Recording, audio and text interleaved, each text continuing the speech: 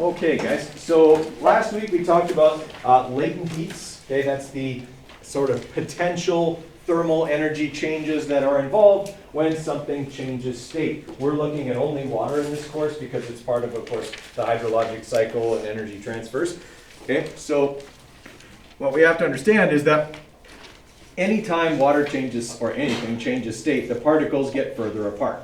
Okay, that's what puts in the latent heat or the potential thermal energy, because then they can go back together. And we talked about how the most important one of those is when steam or water vapor condenses back into a liquid, okay, releasing a lot of sensible thermal energy, okay, versus also when it is evaporated, okay, and then all of that latent heat is basically invested in it, and then it can be taken to other places by wind.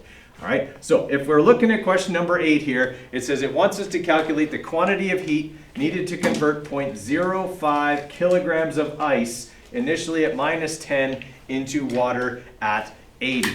All right, so our first step then is to first write the mass. How many grams is that? 50, yeah. Okay, something we got to be able to do pretty much in our heads, guys. All right, so we got 50 joules, okay, of, gosh, they're 50 joules, 50 grams. Joules is energy. It's Monday, 50 grams. Okay, so we got 50 grams there, right, and we are looking to go on the heating curve. Okay, so we just draw kind of a rough diagram of the heating curve. How many steps do I have?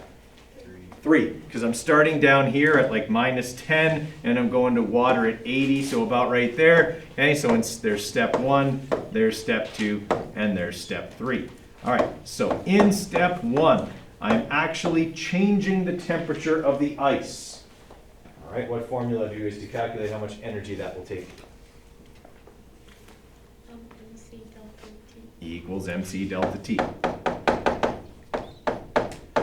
All right, and then in step 2, what are we doing? I get the ice to 0, I keep adding energy, the ice will? It'll melt, okay. There's no temperature change during that part, it stays at 0 for all of that, so I can't use E equals MC delta T, I have to use E equals M LF, right, for freezing, right, latent heat of fusion. All right, and then in step 4, or sorry, step 3, I start with water at 0 degrees and I'm going to water at 80, so I definitely am changing temperature, so I am back to E equals MC delta T. Okay, so now we can plug in all of our numbers here. Okay, so this is going to be 50 grams. What specific heat capacity do I use here? 2.116 because it's ice here. All right, how much am I changing the temperature by in that part? 10 degrees. All right, so 50 times 2.116 times 10. All right, so we're looking at 1058 there for our energy for that part. And that's in joules. All right, for step 2, again, the mass is the same. It's always going to be the same amount of water, so 50 grams times 333 joules per gram. Remember, we don't have to memorize that number. It's going to be on the front of your test or in a question if it's involved. Okay, so 50 times 333, all right, gives us 16,650. joules, and then for the last part here, 50, what heat capacity do I use for this part? 4.2, because it's liquid water this time. Okay, and the temperature change is? 80.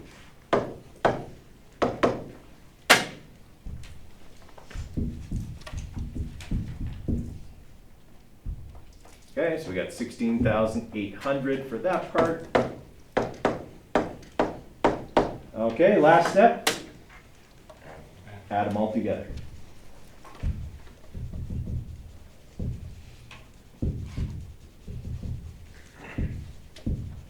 All right, 34,508 joules. Okay, ringing a bell from Friday? Okay, that would be an exam level question. Okay, wouldn't get any harder than that. Something you would have to watch for would be mass. It is possible I could do exactly that and put it in kilograms. You must be able to do the metric conversion. Okay, there are 1,000 grams in a kilogram, in the same way that there are 1,000 meters in a kilometer, and 1,000 liters in a kiloliter, and everything else goes the same way because it's metric and it's awesome. Okay, unlike imperial. Okay, so here is what I want you guys to do. I would like you to try, let's go with, better ones on the next page.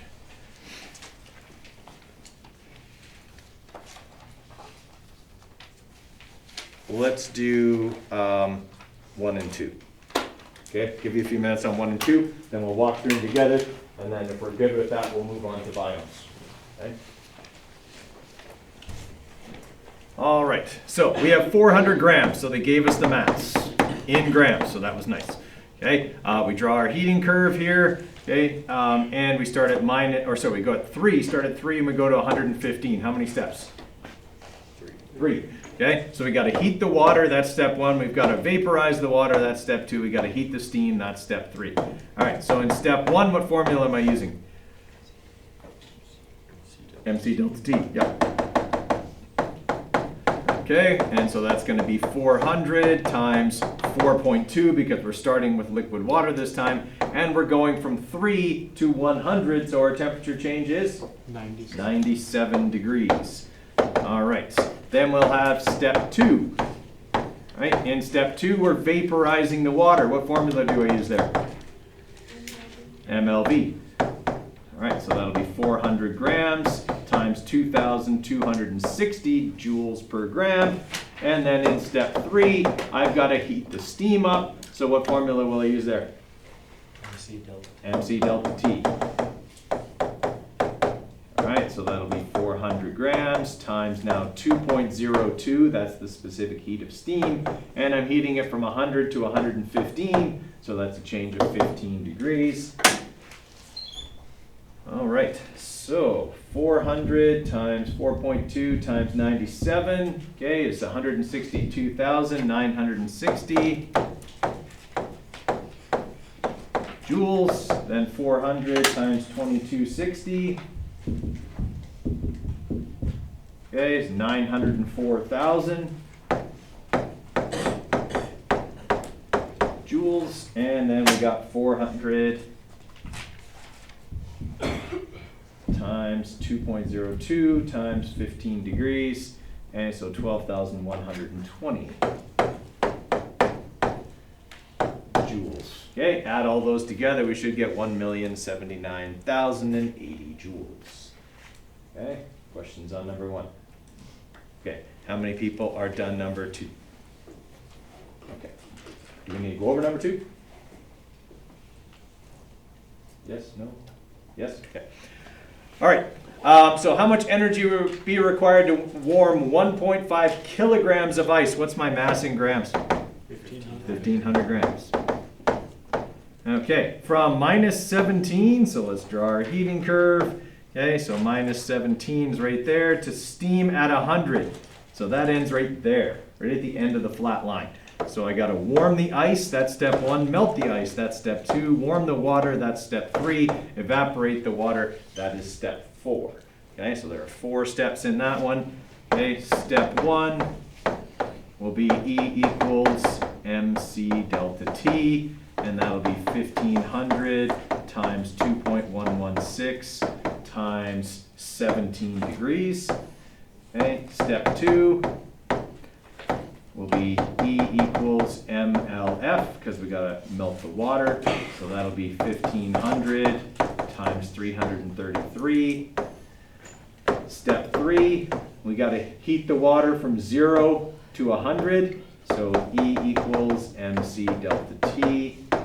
So 1,500 times 4.2 times 100 degrees Celsius.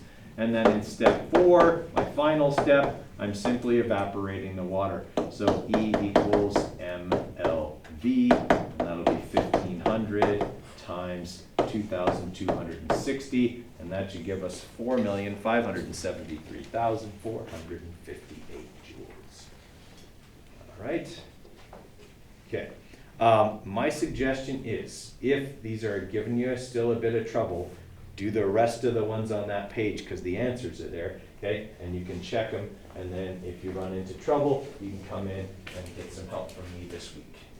All right, but for right now, we've got to move on to Biomes, which is the last lesson in the notes package in the course. Okay, so you can find, if you have the notes package, the lesson on biomes.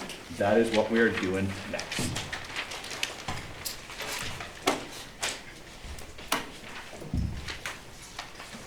We won't need our calculator for this, will we?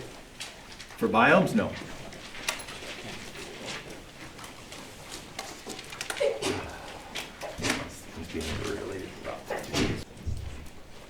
All right, so we're going to start biomes here, guys. Here's basically what's going to happen with biomes.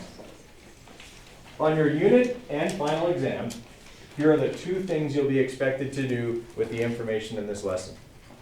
One, on a multiple choice question, identify what biome is being described. I will put both a description, a written description, and a picture. Don't just go by the picture. Sometimes pictures of two biomes can be similar.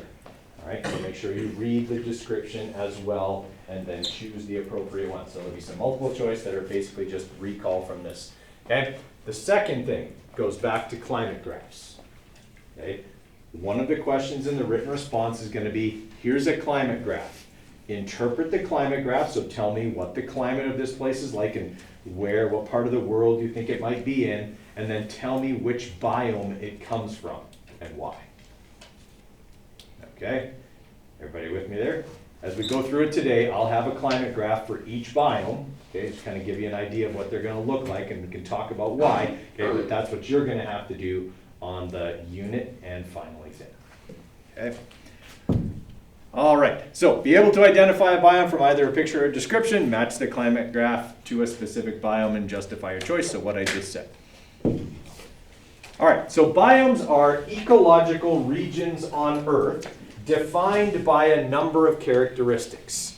Their climate, their plants and animals, and their physical geography. That would be what kind of terrain and things like that they have. Okay, to an extent, also soils and nutrient cycling and things like that can also be characteristics, but to a lesser extent. The biggest thing is their climate and what kind of plants and animals live there. Okay.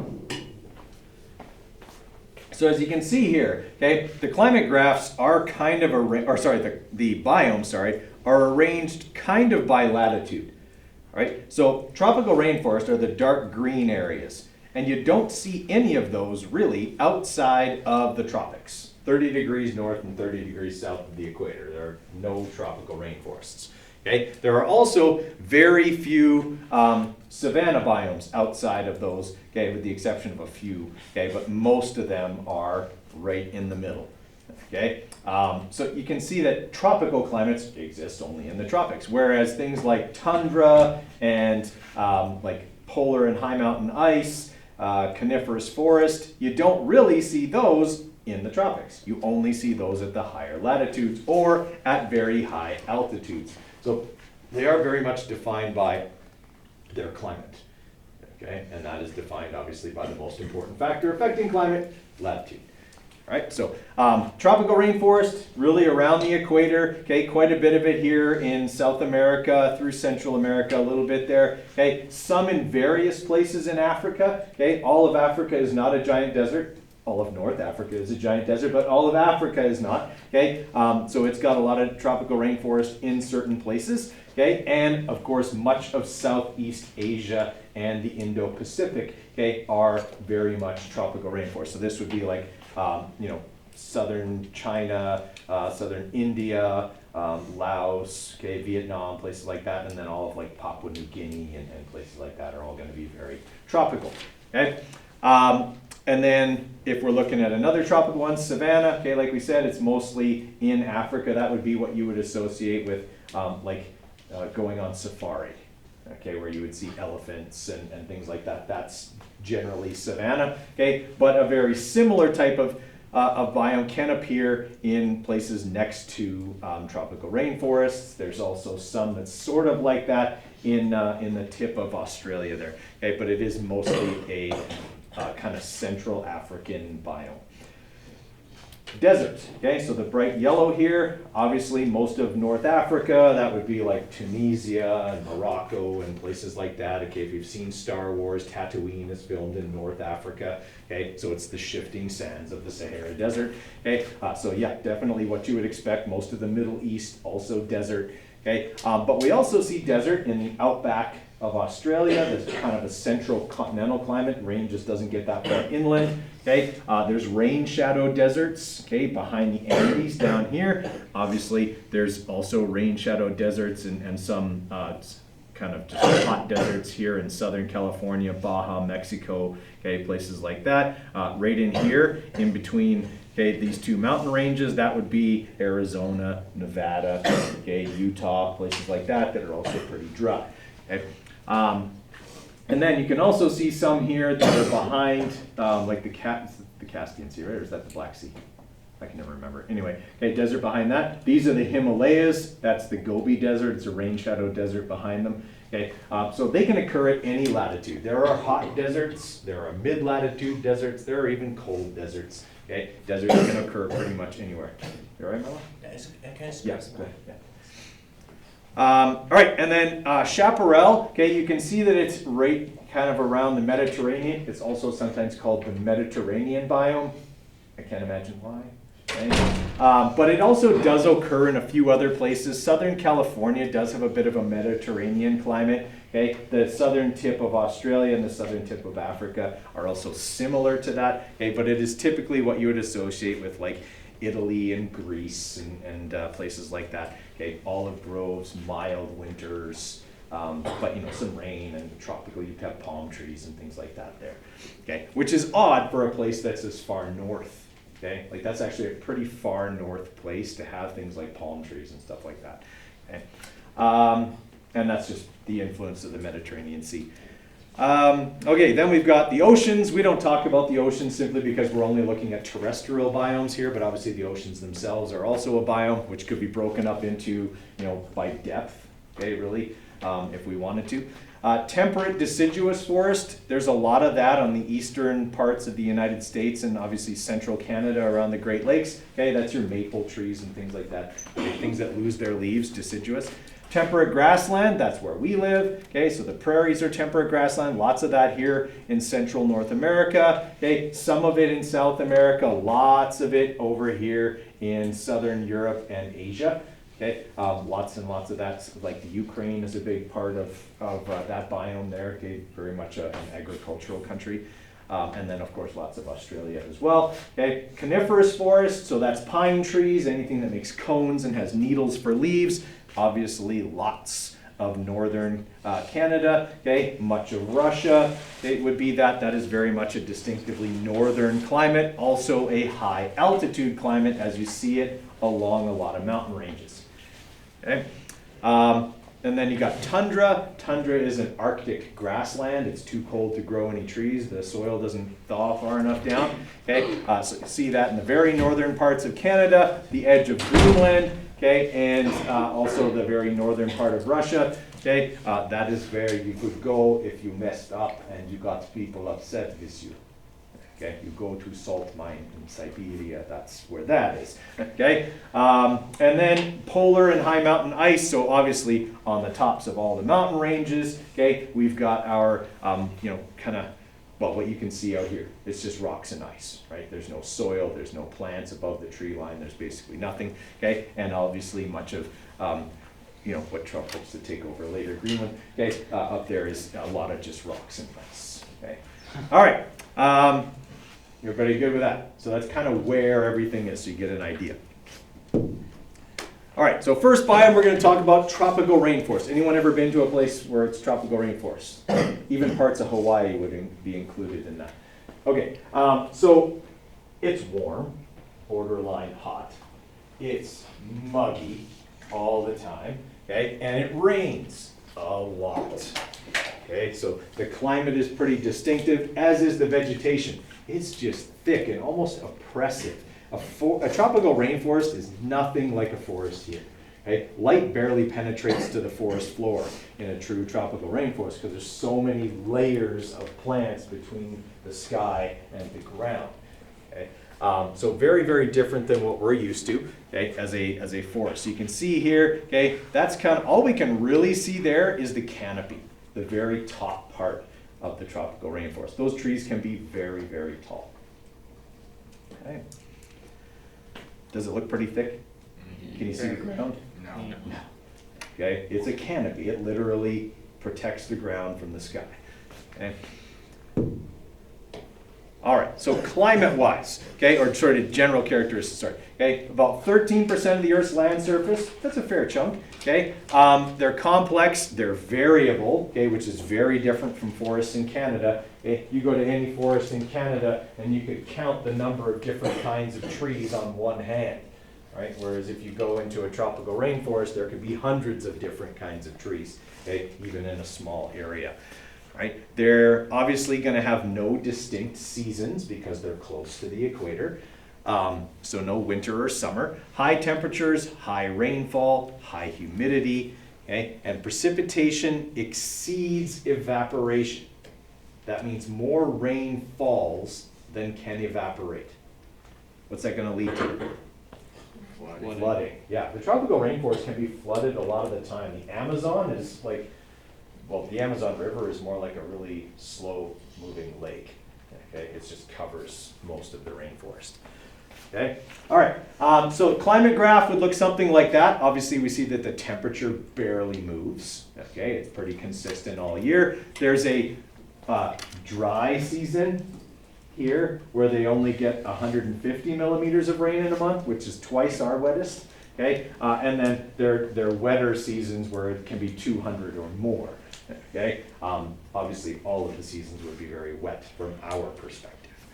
All right, so if everything is flat, okay, temperature is flat, precipitation is flat and high, you're probably looking at a tropical rainforest. Are we gonna have to know like how much they cover of the Earth's surface on the test? Okay.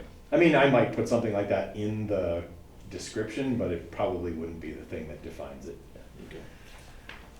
Okay. So you can see here, okay, this is again a shot from above, okay, just that rainforest. You can see the river here, but it would go out into the trees as well, okay. And something that we don't see in our forests, or our mountains, sorry, okay, these mountains are like sheer cliffs, and there's stuff growing on the sheer cliffs, okay. It's like a chia pet, okay. It just can grow everywhere because it's constantly getting water. All right, steep mountainsides here, they can't grow anything. It dries out way too quickly. So like for like a test like question, it would be like this is most likely like near the equator because there's like no seasons, and then like it would be a tropical rainforest biome. I would also say something about the precipitation. Tell me everything that you can get from the climate graph first. Okay, so you'd say the temperature changes very little, indicating this would be near the equator. Okay, that's a great start. And then you can say temperature is very high with a slight dip. Okay, through the summer months, what would be the summer months? Okay, for us, meaning that this is a very wet climate. Okay, given these two characteristics, I think it would be a tropical rainforest. And then give me some details about the tropical rainforest. It'd be a 5-mark question. So you probably get 2, maybe 3 marks for interpreting the climate graph, and then another 2 or 3, probably split in 2.5, 2.5 between the two. So, like a rainforest in the northern hemisphere, like the precipitation chart, would like the lowest and like driest month would be like in or winter, right? Well, you got to remember, these are not necessarily northern or southern hemisphere because they're between 30 and 30 degrees north and south. So there's not really a winter or summer, right? That just happens to be the dry season. It's not necessarily summer. I probably shouldn't have said summer when I said our summer, not their summer, right? Their summer is all year because it's always hot. Right? I mean, you look at these temperatures, right? It's 28 all year. That's summer to me. Okay? But it's muggy. It's oppressively hot. Okay. So Soils, again, soils aren't going to be a big defining characteristics on the exam, okay? But they are going to have intense weathering and leaching, okay? As we said before it was last week when we did this, when we were talking about the soil layers, okay?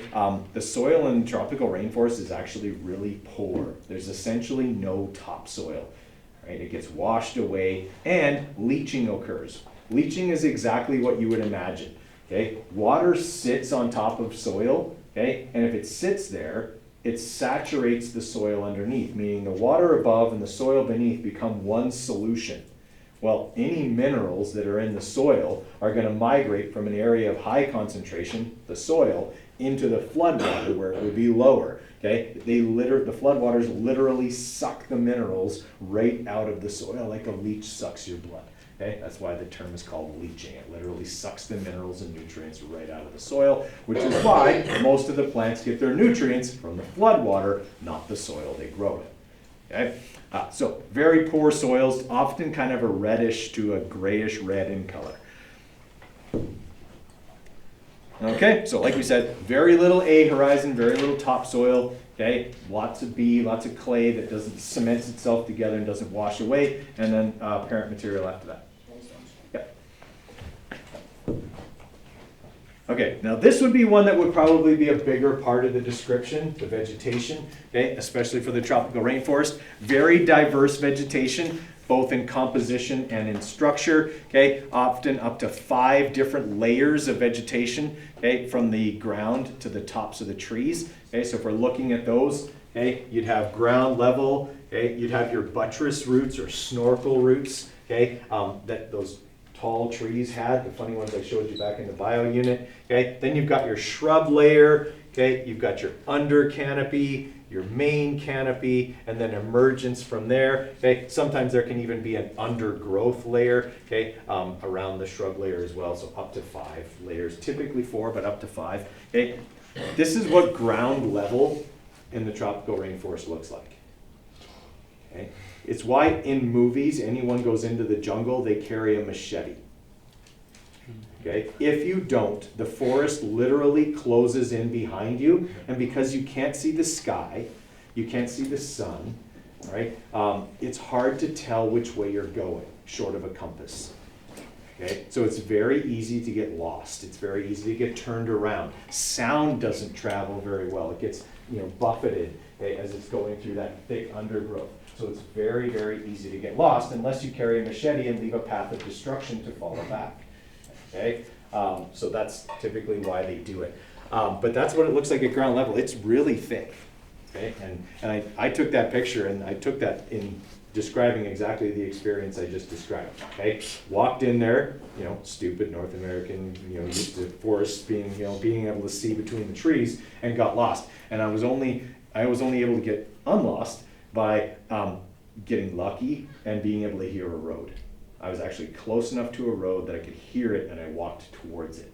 Okay, and then I was able to walk back on the road, but it just closed in behind me. Everything there was nothing to recognize. Everything looked different. Okay, and I was just like, I don't have any idea. I can't see the sun, so I can't tell which way I came in at. So it's really easy to get lost if you don't know what you're doing. Okay, or you're stupid like me, and I walked in there without anything. Okay. I didn't intend to go very far, but I didn't have to go very far before I couldn't tell where I'd been. Okay. And there's so much undergrowth, like you don't even leave a footprint. You're walking on plants, okay? So you don't even leave marks in the dirt for you to follow back. Breadcrumbs would have been eaten by bugs. Lots of bugs, by the way. Okay, if you don't like bugs, the tropical rainforest is not a destination for you. Okay, so the fauna. Fauna are the animals that live in an area, okay? You don't get a lot of big animals in the tropical rainforest because it's almost impossible to live at ground level. Okay, so the expression that the lion is the king of the jungle is not true. Okay, lions don't live in the jungle, they live in the savanna. Okay, large carnivorous animals that have to walk on the surface would not do well in flooded conditions. So the lion is not the king of the jungle, okay? But you would see mammals like the little red pandas, okay, which are actually more like a rodent than a bear, okay? You would see like the 3-toed sloth, okay? And all kinds and all manner of bugs, lots of them venomous. You can rock yourself to sleep tonight with that thought, okay? And then obviously you'd have lots of amphibians, okay, as well, and the more brightly colored they are, the more poisonous they are. Don't touch, and especially don't lick them. Okay, there's this idea that, you know, certain frogs, if you lick them, will give you an hallucinogenic experience. Don't go around licking a bunch of frogs to find the right frog or the wrong frog, as the case may be, because you'll probably find the wrong frog and get salmonella. Yeah, okay, it's not a good idea. All right, so lots of the animals are what we call arboreal, okay? And arboreal means that they live in the trees, which is a smart place to live. You would not want to be a subterranean animal. Okay? If you're a gopher, you're not going to do well in the rainforest because your hole is going to be full of water pretty much all the time. Okay? So there aren't any subterranean animals. Pretty much everything lives in the trees. Okay? Keeps them above the floodwater. So like I said, not a lot of large predators. Okay? Food chains are very, very long because there's like the bug that eats the plants and the bug that eats the bug that eats the plants. And the bug that eats the bug that eats the bug that eats the plants. And there's lots of bugs, okay, makes the food chains very long. Okay, and then there's like the frog. And that's like the top predator, okay, or a bird, okay, that would be the top predator. Yeah, the little red panda is herbivorous, okay, so they're not eating other animals, okay. Same with the three-toed sloth, okay, they're very, very chill, right. They have claws that are like coat hangers. Okay, so they just go over the branch like that, and they can literally hang out. Okay, just like that, and then every once in a while they just grab a leaf and eat it. But they look shifty. Okay, if you've ever seen the face of a sloth, there's something about the placement of their eyes. They just look shifty. Okay, yeah. So lots of animals, very diverse animals. Okay, lots of bugs, and a lot of the bugs are predaceous. They eat other bugs, like the praying mantis. Okay, what's this one called? That's a walking stick. Anyone ever seen one for real? Yeah, they're really cool. At my house. Yeah. At your house? You have one? Yeah, it's up by the corner by like the closet. Walking stick. Well played, I like that, that's a good one. Okay, a real walking stick bug, okay, if you let them crawl on you, I know for some of you that's like, but if you do, they'll hold on to you with their legs, and if you blow on them, they'll mimic what a stick or a leaf would do, and they'll just sway back and forth. Not because you're blowing on them hard enough to move them, but in the breeze, it's a perfect camouflage, right? Like you wouldn't see one of these, okay, most of the time in nature because they're just so well camouflaged. Okay, and then there's the dung beetle. What do? Roll poo around. Yes, the males roll up big balls of poo, okay, to impress their mates. Apparently this is something that works for them, okay, in the insect world. Whoever can roll the biggest ball of poop is apparently the best mate. Guys, probably not going to work well for you. I wouldn't do that. I don't think anyone's going to be impressed, okay? But apparently for bugs that works, okay? That bug in particular. They look wickedly scary, though. I mean, they're perfectly developed to roll dung. Yeah, they are, but weird. Everybody's got to have a job, I guess. All right, chemical cycling. All right, so in the tropical rainforest, the conditions are perfect for decay, decomposition, and things like that to happen very rapidly. It's hot, it's wet. Okay, fungi can grow really easily. There's tons of bugs, which are usually decomposers. Okay, things like that. So when a tree falls in the tropical rainforest, it's practically decomposing before it hits the ground. Okay, and it would be gone more likely in a matter of months to a couple of years. It would be completely decomposed. Okay, whereas in North America, a tree falls in the forest and it lays on the ground for 50 years. Okay, and even after that, it's probably still there, but it's kind of soft and rotten. Okay, it takes a lot longer here for things to decompose because it's colder, drier, okay, all of that kind of stuff. Tropical rainforest does not have that problem. Okay, questions on the tropical rainforest? No. Okay. Okay, savanna. So savanna biomes cover about 12%, so about the same as the tropical rainforest. You gotta remember they can only exist in the tropics there, so there's only so much land mass in that area. Okay, including many of the subtropical regions that border onto tropical rainforest, and then on the other side sometimes desert. Okay, so although it's usually referred to as a grassland biome, there can be wooded areas. Okay, but most of the time it's gonna generally look like these two pictures. Okay.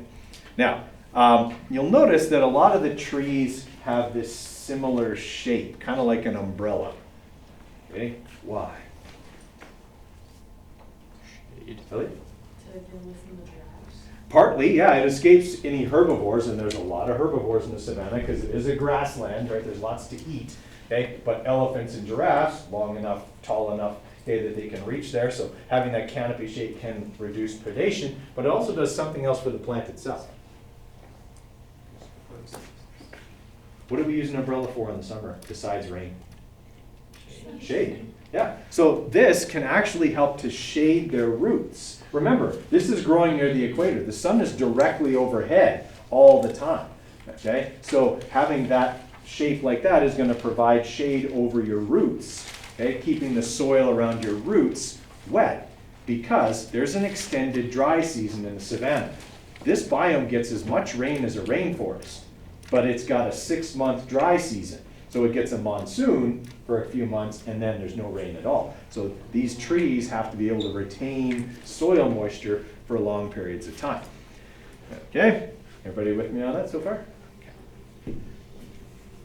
All right, so climate is a big reason for the structure of these, and that is the monsoon season followed by the dry season. Okay, so during the monsoon season, you can see here, okay, 350 millimeters of rain in a month. Okay, that, I mean, that's unthinkable. You'd have to build an ark here, okay, if we had that kind of rain, okay, in a month. The sheep would come up like as high up as Mountain View. It would be crazy.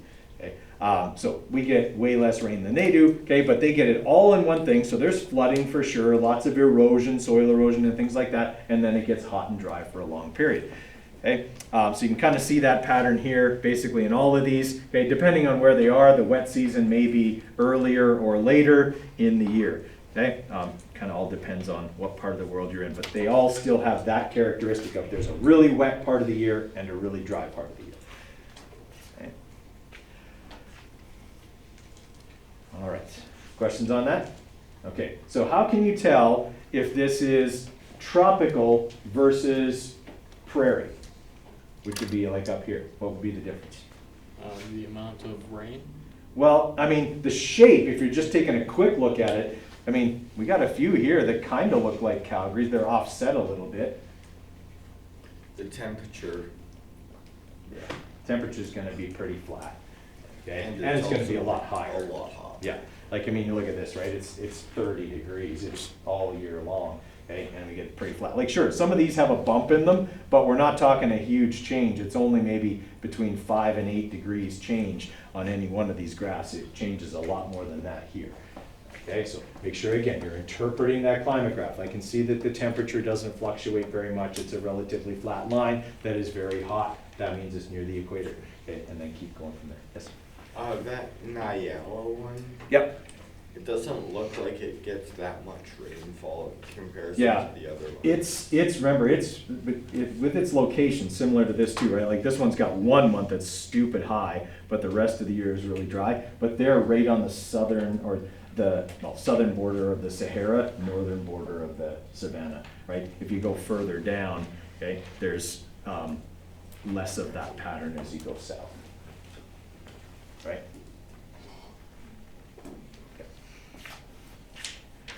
So are those like all like just types of climate graphs for the savanna? For the savanna, yeah.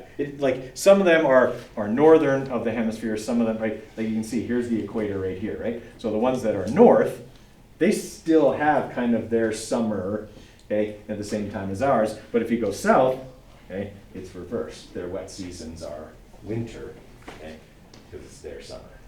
Again, not a temperature variation, but they're wet and dry are summer and winter kind of thing.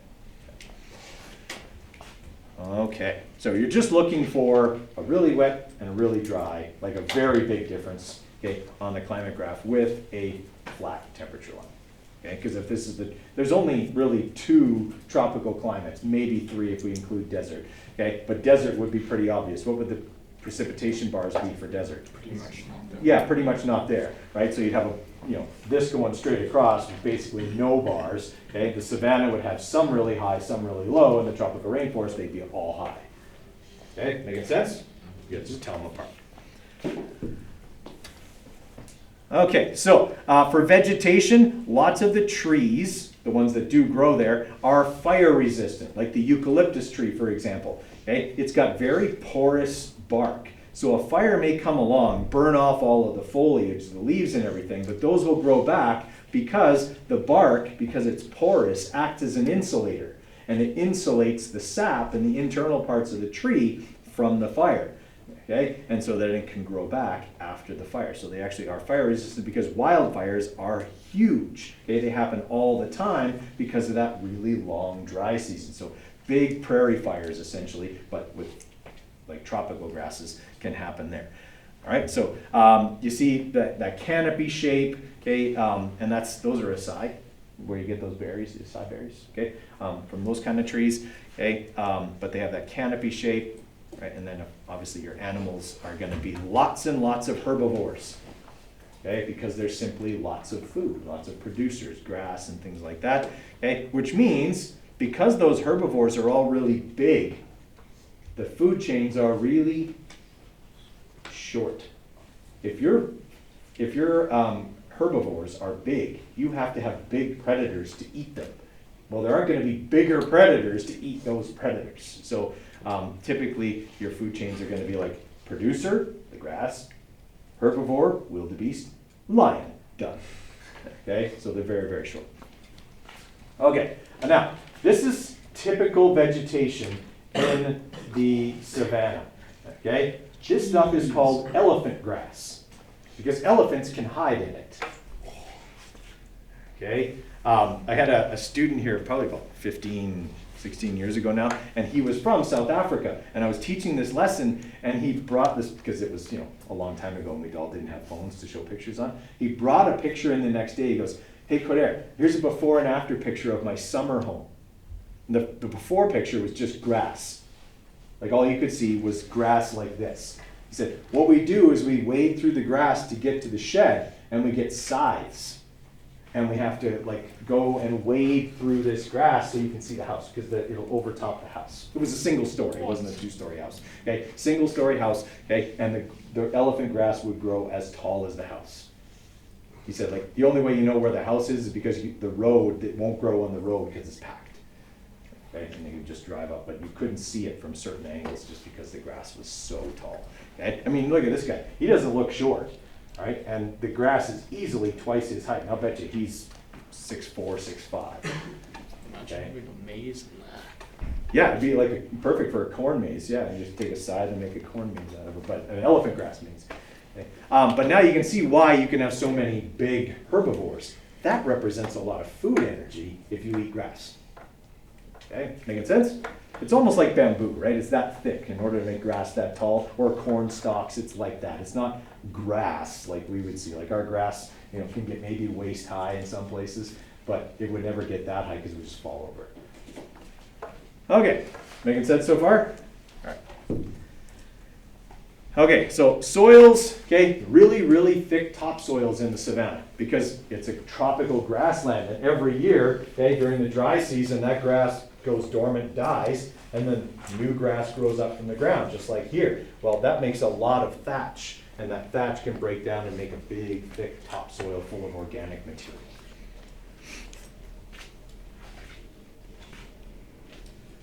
Okay, so I'd say the thick A horizon would be the defining characteristic of the soil. Okay, so for the fauna, for the animals, okay, we're looking at, our short food chains, big herbivores, but also lots and lots of bugs. Still lots of bugs, especially termites.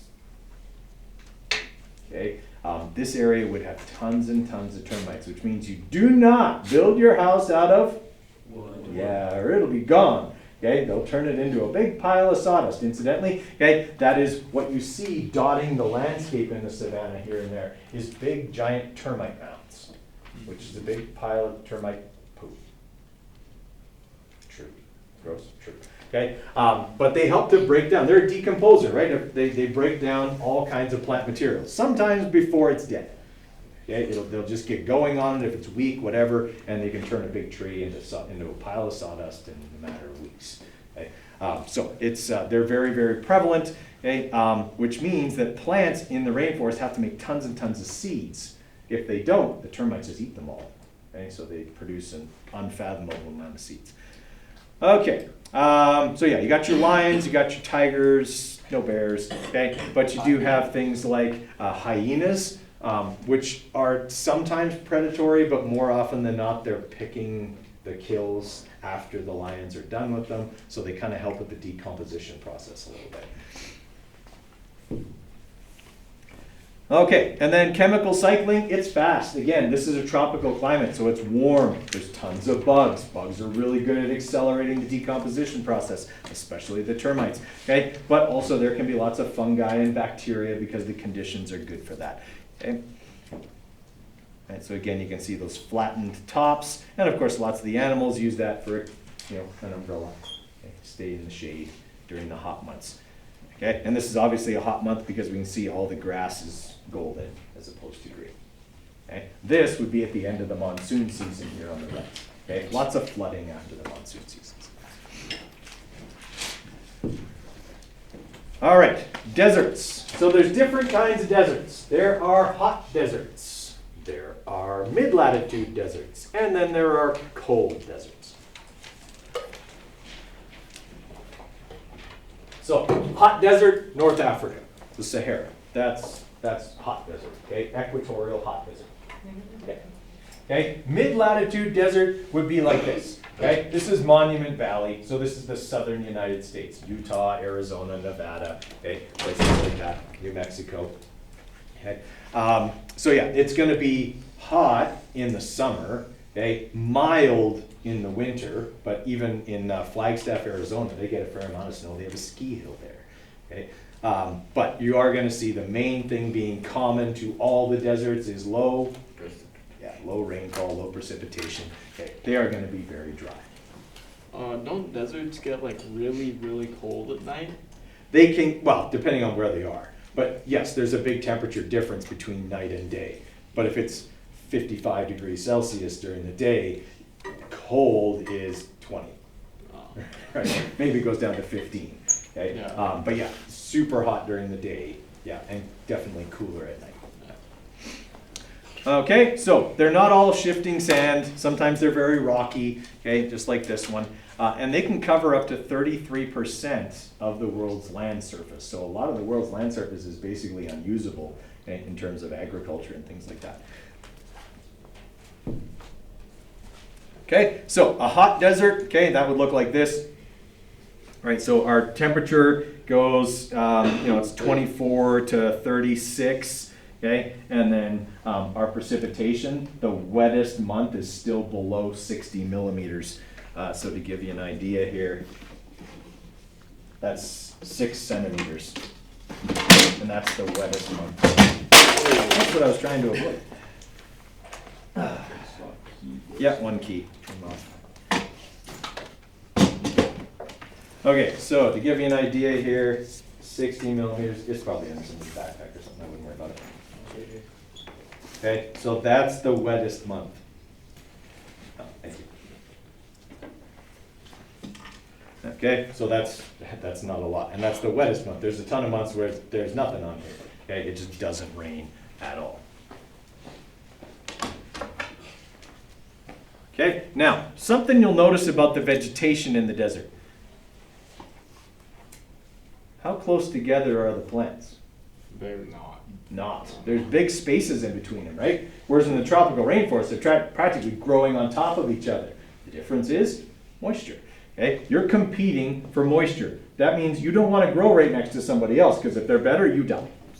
Okay, it's that simple. That's natural selection. Okay, if their root system is better at acquiring, water and nutrients, or they grow faster than you do, that's it. So they're widely spaced so that they're not competing as much for their resources. The prime resource or limiting resource being water. Okay, saguaro cactus, same thing. You don't see them growing right beside each other. Okay, they grow fairly far apart. And there's also little variety, right? Yeah, not as much variety. Little Like, diff- yeah, and that's because there's less things adapted to the area. Okay, how old does a saguaro need to be before it grows its first arm? Isn't it like 5 or 6 years? No, it's 80.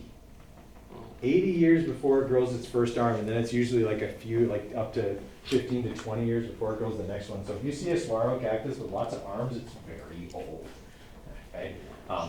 Most saguaro cactuses look like this one. So you see a whole bunch here that don't have any arms, right? This is a pretty old one. Okay? But most of them are just a tube. Okay? And they don't have any arms because they don't get those till they're quite old. Okay? If you're in the desert and you're dying of thirst, can you get water from a cactus? Okay, but people get this idea that I just stab the cactus and water comes out. No. No. Okay, it's not going to be that much fun for you. Okay, you have to actually like cut the meaty part of the. It's got the same consistency as like cantaloupe or honeydew. It even kind of looks like honeydew, but it doesn't taste like honeydew. It's really bitter. Okay, and that's the reason for that is it doesn't want things to eat it. It's trying to keep its moisture. And, the thorns should have been the first warning sign, okay? But in case that wasn't enough for you, okay, if you're sucking the moisture out of there, it doesn't taste good. It keeps you from dying of thirst, but it doesn't taste good. All right. Soils, very little topsoil, because if something dies in the desert, it doesn't really get a chance to decompose. It just desiccates and blows away, as it dries out and blows away. So there's very little topsoil. There's not enough moisture to hold it in place, so the wind can blow it away very easily. Okay, lots of B horizons, so some clay and kind of gravelly stuff. And then the parent material is usually pretty well decomposed, more like gravel than rock. Okay, yeah, and the soils can be very salty. That's what salinetic means. Okay? When water evaporates, the minerals get left behind, so there's often a very saline or saline nature to the soils there. Okay, animals in the desert. Generally not very big. Camels would be an exception. Okay, but being big in the desert generally doesn't pay off because then you need a lot more water. So generally animals are smaller. Okay, nocturnal is a good idea because you're out during the cooler parts of the day. Okay, lots of rodents and lots of bugs. Okay, bugs and also lizards. Okay, because they got the scaly skin. They don't need as much water. Okay, you will have some predators. You could have foxes, which are pretty well adapted to dry conditions. Hawks, pretty well adapted. Okay, eagles occasionally. Right, but the big thing is you got to have a way to keep cool. So being nocturnal is one of those ways, okay? Being small is another way, but you don't want to have to sweat to keep cool. If you sweat in the desert, you're just going to get dehydrated really fast. So most of them have other ways, okay? Like this picture of the little hair there. You see all the blood vessels in its ear? Okay? What they'll do is they'll send a lot of blood to those capillaries in the ear and then kind of flap the ears to cool the blood off. Okay, doesn't require or requires very little water. Okay, as opposed to perspiring, so they can do that. Okay, just even having them straight up like that, if they're in the shade, can help to cool their blood off significantly without using any water. So they have to have really efficient kidneys, things like that, so that they can tolerate those dry conditions. Lots of the animals get almost all of their moisture from the food they eat, as opposed to actually finding water somewhere and drinking. All right. Okay, chemical cycling doesn't happen very fast because you kind of need water for that. Temperature is not a problem. It can be really hot, sometimes too hot, but you need moisture. You don't have any decomposers. You don't have any fungi or bacteria because there's not enough moisture to keep them going. And there would be more carnivores in the desert, right? Because there's not that much. But some of the carnivores are bugs. So there's just very little vegetation, right? So there's nothing to really decompose. Everything just dries out and then that's it. It just kind of blows away as a dry husk. Yeah. All right. Okay, questions on the desert? Okay, so can be hot, can be mid-latitude, can be cold. We didn't really look at cold because that's actually its own biome. Like Antarctica is the driest continent. Okay, even though it's covered in a kilometer thick sheet of ice, it's the driest continent. That's how little precipitation it gets in a year. Isn't it also like the biggest desert? That's what I mean. It's the driest continent. It's also but it's a polar desert. Okay, now this says temperate grasslands. What do you see in the picture? Cactus. Could that picture be misleading on a test? That's why you want to read the description. Okay, it's not, cactus grows on the prairies. If you go down to Lethbridge, Medicine Hat, okay, down to southern Alberta, there's lots of prickly pear cactus down there. Okay, it's still a grassland, it's still the prairie, it's just really dry. Around here, we don't see it as much. It's a little wetter here, but you definitely see dry conditions in the prairies, but that's necessary. If we had wetter conditions, there'd be more forest. Okay? And in fact, there used to be more forest, especially in central Alberta, but a lot of it was cleared for agriculture. Okay? So this biome is super important, but it only occupies 7% of the Earth's total land surface. But this is where we grow the bulk of our food, okay, in terms of grains. So it's super important for that. Usually good soil, okay, usually good thick soil, so that helps with the growing of grasses, grains, okay, things like that. Right, so we call them prairies in North America. In Asia, they're called steppe. Okay, just call them grasslands and you're good either way. Okay, so they can be pretty dry and they will border on desert and semi-desert. All right, so climate. Significant soil moisture deficit due to long periods of drought in the late summer and autumn, and also freezing temperatures through the winter. Okay, obviously no moisture is doing anything if it is frozen. Okay, so that's what typically prevents large trees from growing, okay, but they're often less favorable than a savanna, and there's actually different kinds of prairie. So the picture on the right there, that's taken in Empress, Alberta. It's about 35, 40 kilometers north of Medicine Hat. Okay, that is a short grass prairie, right? And that picture is taken first week of August. Okay, it's already burnt. Right? It has a very short growing season, so it doesn't grow very tall. Climate graph, okay, as we can see, there's, like the super wet month in June, okay, so like May, June, July are kind of the wettest months, and then it kind of falls off after that. Our thunderstorm cycle generally happens June, July, when we start to get enough energy, length of day, intensity of sunlight to build those kinds of things. Obviously, we have significantly cold winters where there's freezing happening. And then, of course, the precipitation, November, December, January, February, even into March, is mostly snow. Okay? But it definitely goes up to a peak in late spring or early summer. I feel like we're a little bit warmer than that's saying. It's probably an older graph, but Why would you say we're a little warmer than that? This is only showing the average temperature in January to be -8. yeah. Yeah, I think it's just a little less extreme on the graph. I think we're colder in the winters and then warmer in the summers. You gotta remember, this is an average, so it's gotta include those cloudy days and things Yeah, like that, I right? guess so. Yeah. You're right, it's probably shifting. There's global warming happening, right? There's climate change going on. Everything's gonna shift a bit. Okay. I don't think that's that old. Put that on here last year. Oh. It can't be that old. Don't think the website I took it from was that old. But, okay. Questions on the climate part? So dry, but temperature change. There's seasons now. We're talking about a mid-latitude climate. Okay, vegetation. So like I said, there's different kinds of prairie. There's short grass prairie, and then there's mixed grass prairie. Sometimes they call that long grass prairie. So this is St. Paul, Alberta, right? So much further north, okay? But almost the same, they're almost like north-south, almost in a straight line with each other, okay? But this one, obviously, much greener. And these are taken 4 days apart, okay? Same year, 4 days apart. Okay, so obviously much more moisture, cooler temperatures in St. Paul because it's much further north, okay? Whereas that down by Medicine Hat is, burnt by first week of August. Okay. So the grasses, again, it depends where you are. I'm not asking you to memorize grass types, but spear grass, grama grass are typically the things that you would get, maybe a little bit of fescue. Okay. In the short grass, the mixed grass is going to be wheatgrass, fescue, Perry oakgrass. Okay. Crested wheatgrass would be another one. Okay, taller things, right? Like around here, we get the they call it creeping red fescue. It's what they plant everywhere in Okotoks. By, let's say, late July, it's maybe about as tall as your thigh, and it kind of has purpley red heads on it. Okay, that's a very common grass for our area. That's creeping red fescue.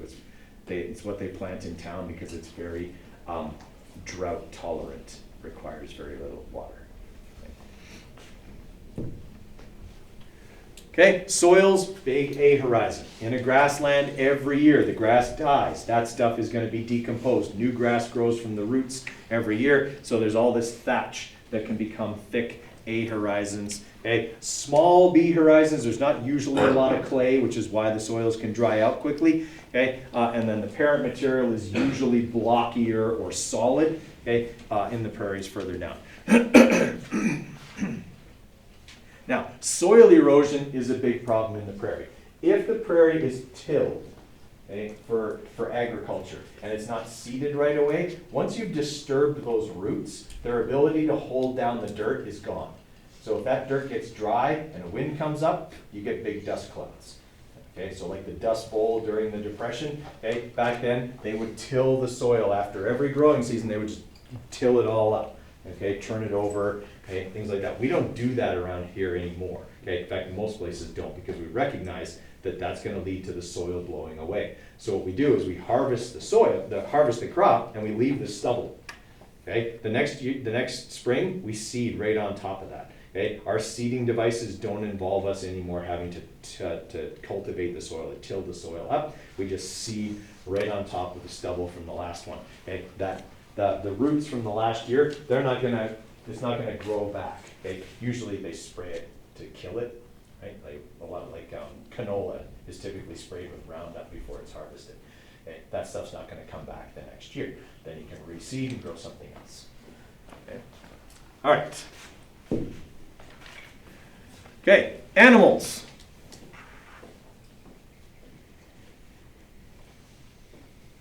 What's missing from this picture? Animals. You know why? They're missing. The natural animals that are in this ecosystem, in this biome, are gone. Okay? Turning this grassland biome into an agricultural ecosystem fundamentally changed how it worked. Okay? Around here in this area, there should have been herds of buffalo and bison, okay, grazing over the prairie. Okay? And they would move along the prairie, and it looked like someone had literally mowed it down with a lawnmower. Okay? When a herd of 2,000 buffalo go through part of it, they take it right down to the ground. Okay? You can practically play golf on it. But those are gone. Okay? Because, well, hunting bison when you're on a horse with a rifle is hardly sporting. Okay, you have a significant advantage. Okay? Whereas obviously the Aboriginal peoples of this area, they hunted them by running them off a cliff. Right? Dressing in like the skin of bears and wolves to kind of spook the herd. And here's the thing with buffalo. What's their one evolutionary flaw? Where are the eyes on buffalo? Like if they were on our heads, they would literally be right here. And the reason for that is herbivores have their eyes more on the sides so that when their head is down eating grass, they can see their predators. That doesn't work for us. We put our head down and all we see is the ground, okay? Because we're predators, okay? Our eyes are forward. We're looking for our prey, okay? But if you're a herbivore, they're more on the sides. Well, the problem with buffalo is they're so far to the side that there's a blind spot right here. Okay, and as long as you keep them spooked and they're looking to the sides, okay, at the things that are trying to eat them, okay, they'll run, they'll stampede. That's where the term comes from. Okay, and they'll run right off the cliff because they don't see it coming, and they'll follow each other right off the cliff. Okay, that's a lot more sporting because if they suddenly decide, yeah, that's not a real wolf, or that's not a bear, or we're just going to charge it because there's more of us than there are of it, you're done. Okay, there's nothing you're going to do standing there. You know, if you're 400 or 500 years ago, an Aboriginal person on the prairies with a spear, okay, or a bow and arrow, you've got no chance. Okay, you'd be lucky if with a minigun you could take them down. Okay, so you're definitely not gonna. It was much more sporting than being on horseback with a rifle because your horse could outrun them if they turned on you. Okay, so we've hunted a lot of the natural animals, and a lot of the predators we've killed off because they would eat our livestock. Okay, bears and wolves used to be highly numerous on the prairies, okay? But we've pushed them out of that area because if they would come and eat our cattle or our sheep or our chickens or whatever, okay, we'd shoot them, right? What's the main predator now? Coyotes. Yeah, okay, coyotes, there are some lynx. There's a couple that I've walked through Mountain View a few times. Mrs. Lepp had one in her backyard, okay? We saw a walk behind our house one day too. So, like, so there's lots of, there's lynx, there are cougars, okay, as well. But the main top predator now is coyotes, and they eat mostly rodents.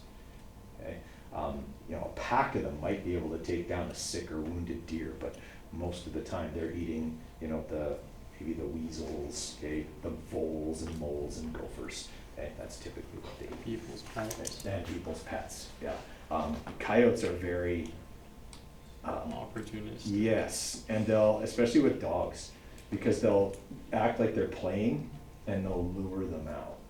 Okay, so you always want to make sure your dog is fenced in or leashed or whatever, because coyotes will try and lure them out by playing with them, and then they'll take them out to the pack. It doesn't end well. Yeah. Okay, so yeah, they're nasty, and they always look so mangy and ragged. Yeah. Sometimes they go after children. They can. Same with the lynx and the cougars too. So keep your children on. Oh no, you should keep them on a leash. You can. There's like little harnesses. We have them. Okay. Like in the airport, it's a good idea. You have them on a leash. Lock them in your basement. Yep. No, don't lock them in your basement. That's cruel. Okay. So chemical cycling on the prairies. It happens, it's there, it's probably for a mid-latitude climate fairly fast, but a long winter does significantly slow that process because there's no biological activity going on when the soil is frozen, covered in snow, all of that kind of stuff. So decomposition does slow, okay, but it does happen. Nutrient cycling is generally good, okay, on the prairies. Okay, I think guys we'll leave it there. I won't get through this one, so we'll just start with the deciduous forest tomorrow, and then we'll do the unit exam review. Then we're done. Except All of it. Well, I'm done teaching the course. what are we doing on Thursday?